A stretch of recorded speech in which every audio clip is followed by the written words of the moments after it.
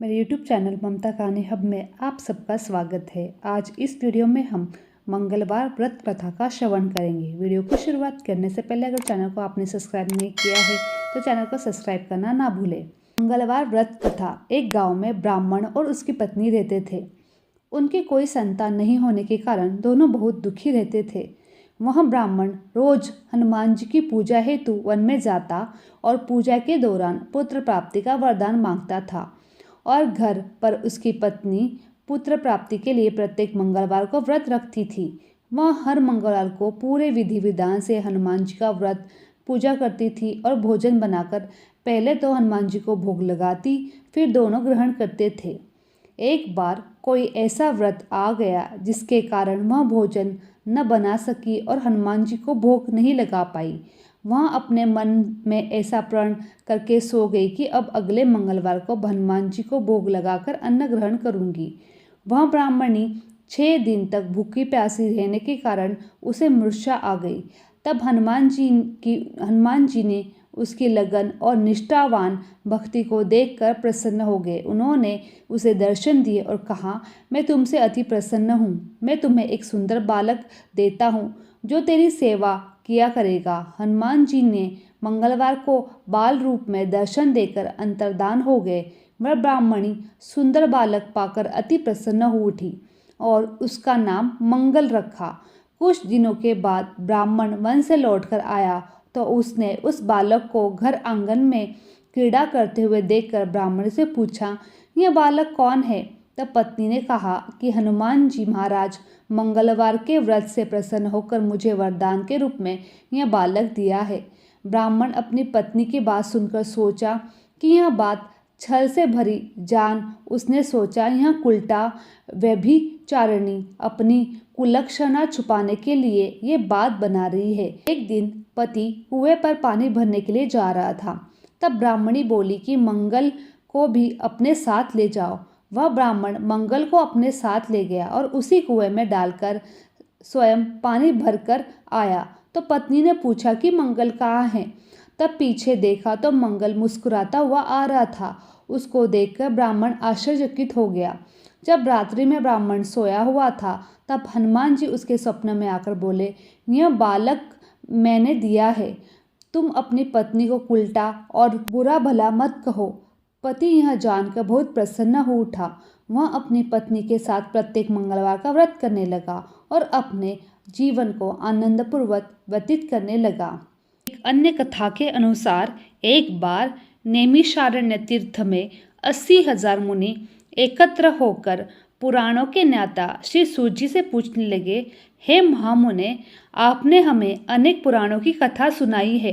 अब कृपा करके हमें ऐसा व्रत और कथा बताइए जिसके करने से संतान की प्राप्ति हो तथा मनुष्य के रोग शोक अग्नि सर्व दुख आदि भय दूर हो, क्योंकि कलयुग में सभी जीवों की आयु बहुत कम है। फिर इस पर उन्हें रोग चिंता के कष्ट लगे रहते हैं। फिर वह श्री हरि के चरणों में अपना ध्यान कैसे लगा सकेंगे? श्री शिव जी बोले, हे महामुने, आपने लोक कल्याण के लिए बहुत ही उत्तम बात पूछी है। एक बार युधिष्ठिर ने भगवान श्री कृष्ण से लोक कल्याण के लिए यही प्रश्न किया था।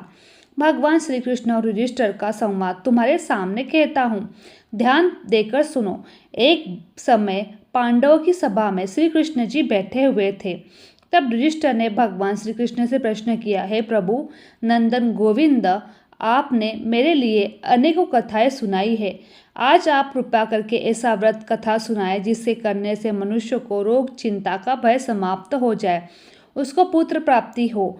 हे प्रभु, बिना पुत्र के जीवन व्यर्थ है। पुत्र के बिना मनुष्य नरकगामी होता है। पुत्र बिना मनुष्य पितृऋण से छुटकारा नहीं पा सकता और न ही उसका पुनः नामन नरक से उद्धार हो सकता है। अंत पुत्रदायक वत बतलाए। श्री कृष्ण भगवान बोले, हे राजन, मैं एक प्राचीन इतिहास सुनाता हूँ, उसे ध्यानपूर्वक सुनो। कुंडलपुर नामक एक नगर था। उसमें नंदा नामक एक ब्राह्मण रहता था। भगवान की कृपा से उसके पास सब कुछ था, फिर भी वह दुखी था। इसका कारण यह था कि ब्राह्मण की स्त्री सुनंदा की कोई संतान न थी। सुनंदा प्रतिव्रता थी, भक्तिपूर्वक श्री हनुमान जी की आराधना करती थी। मंगलवार के दिन व्रत करके अंत में भोजन बनाकर हनुमान जी को भोग लगाने के बाद स्वयं भोजन करती थी। एक बार मंगलवार के दिन ब्राह्मणी गृह कार्य की अधिकता के कारण हनुमान जी को भोग न लगा सकी, तो इस पर उसे बहुत दुख हुआ। उसने कुछ भी नहीं खाया और अपने मन में प्रण लिया कि अब तो अगले मंगलवार को ही हनुमान जी को भोग लगाकर अन्न जल ग्रहण करेगी। ब्राह्मणी सुनंदा प्रतिदिन भोजन बनाती, श्रद्धापूर्वक पति को खिलाती, परंतु स्वयं भोजन नहीं करती, मन ही मन हनुमान जी से आराधना करती थी। इसी प्रकार 6 दिन गुजर गए और ब्राह्मणी सुनंदा अपने निश्चय के अनुसार भूखी प्यासी निराकार रही। अगले मंगलवार को ब्राह्मणी सुनंदा प्रातः काल ही बेहोश होकर गिर पड़ी।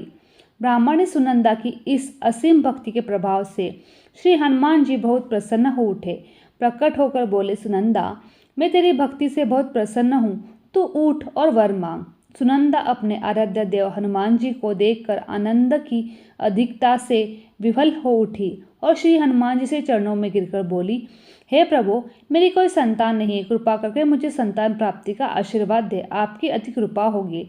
श्री महावीर जी बोले, तेरी इच्छा पूर्ण होगी, तेरे एक कन्या पैदा होगी, उसके अष्टांग प्रतिदिन सोना दिया करेगी। इस प्रकार कहकर श्री महावीर जी अंतर्धान हो गए। ब्राह्मणी सुनंदा बहुत ही हर्षित हो उठी और सभी समाचार अपने पति से कहा। ब्राह्मण देव कन्या का वरदान सुनकर कुछ दुखी हुए, परंतु सोना मिलने की बात सुनकर बहुत प्रसन्न हो उठे। विचार किया कि ऐसी कन्या के साथ मेरी निर्धनता भी समाप्त हो जाएगी। श्री हनुमान जी की कृपा से वह ब्राह्मणी गर्भवती हुई और 10वें महीने में उसे बहुत ही सुंदर पुत्री प्राप्त हुई। यह बच्ची अपने पिता के घर ठीक से उसी तरह बढ़ने लगी जिस प्रकार शुक्ल पक्ष का चंद्रमा बढ़ता है।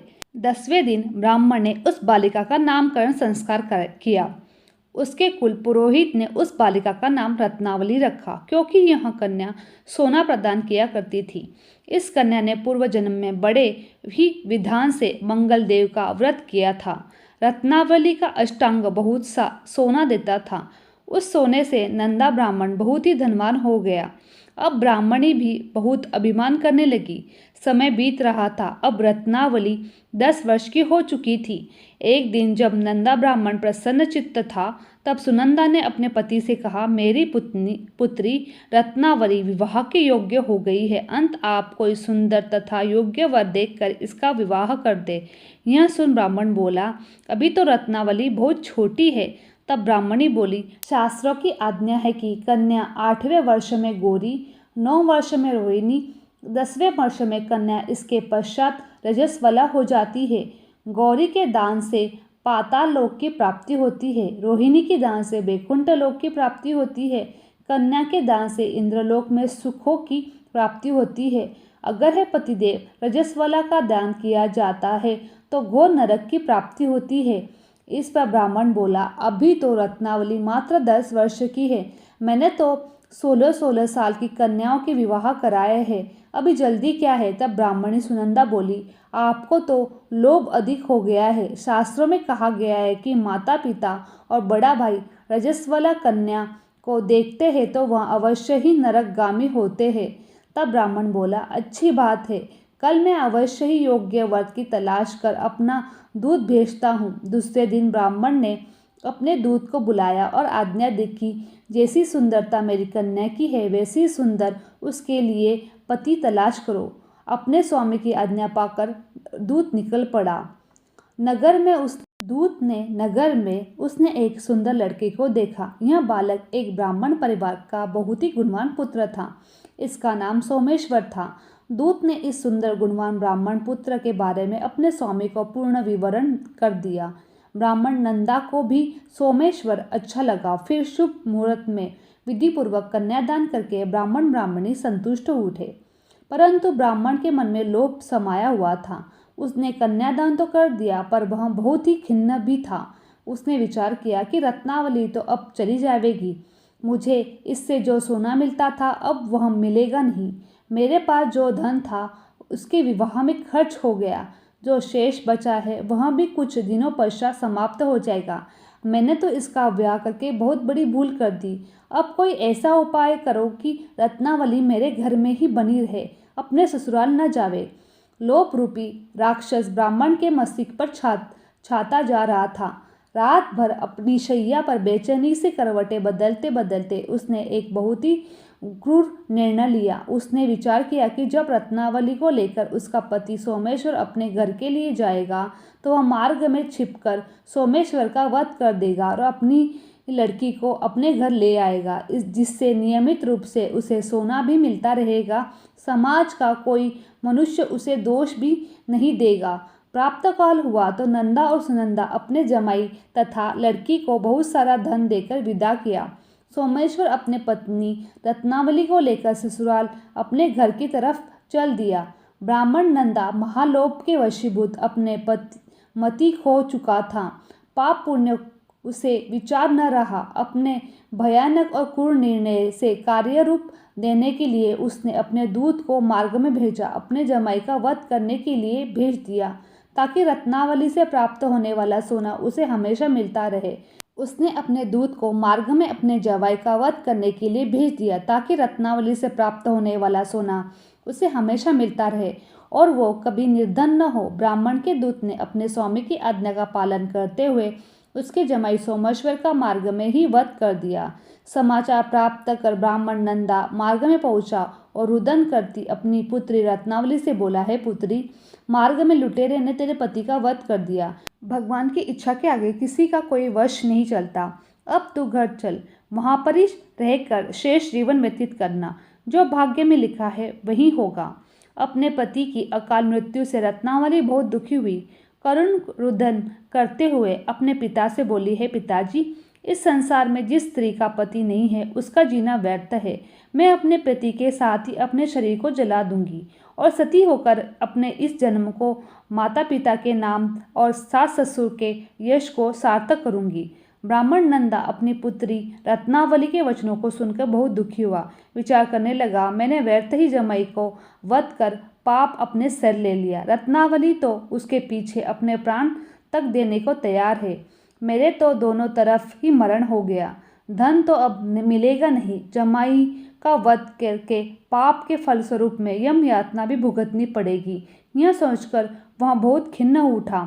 सोमेश्वर की चिता बनाई गई। रत्नावली सती होने की इच्छा से अपने पति का सिर अपनी गोद में रखकर चिता में बैठ गई। जैसे ही सोमेश्वर की चिता को अग्नि लगाई गई, वैसे ही प्रसन्न हो मंगल देव वहाँ प्रकट हो गए और बोले, हे रत्नावली, मैं तेरी पति भक्ति से बहुत प्रसन्न हूँ, तू वर मांग। रत्नावली ने अपने पति का जीवन दान मांगा। तब मंगल देव बोले, रत्नावली, तेरा पति अजर अमर है, यह महाविज्ञान भी होगा और इससे अतिरिक्त तेरी जो इच्छा है वो मांग ले।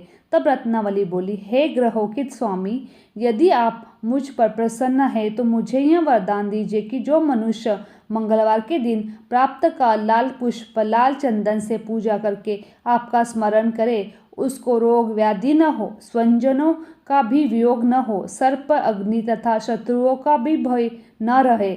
जो स्त्री मंगलवार का व्रत करे वह कभी विधवा न हो। मंगल देव तथास्तु कहकर वहां से अंतर्धान हो गए। सोमेश्वर मंगल देव की कृपा से जीवित हो उठा। रत्नावली अपने पति को पुनः प्राप्त कर बहुत प्रसन्न हुई और मंगल देव का व्रत प्रत्येक मंगलवार को करके व्रतराज और मंगल देव की कृपा से इस लोक में सुखी ऐश्वर्य को भोगते हुए अंत में अपने पति के साथ स्वर्गलोक को प्राप्त हुई। मेरी ये वीडियो आप लोगों को अच्छी लगी तो चैनल को लाइक, शेयर और सब्सक्राइब करना ना भूलें। आप सभी का धन्यवाद।